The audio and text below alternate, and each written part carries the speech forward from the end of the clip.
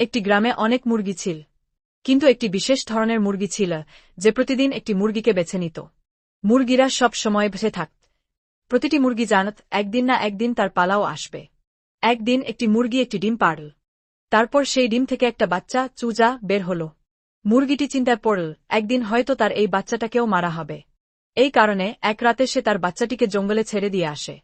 চুজাটি হাঁটতে হাঁটতে সকালে একটি কবুতরের কাছে পৌঁছে যায়। কবুতরটি চুজাটিকে তার বাসায় জায়গা দেয়। মুরগিটি তার বাচ্চার কথা মনে করে কাঁদতে থাকে।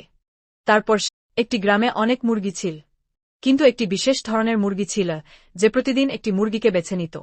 মুরগিরা সব সময় বেঁচে থাকত। প্রতিটি মুরগি জানত একদিন না একদিন তার পালাও আসবে। একদিন একটি মুরগি একটি ডিম পাড়ল। তারপর সেই ডিম থেকে একটা বাচ্চা চুজা বের হল। মুরগিটি চিন্তায় পড়ল, একদিন হয়তো তার এই বাচ্চাটাকেও মারা হবে।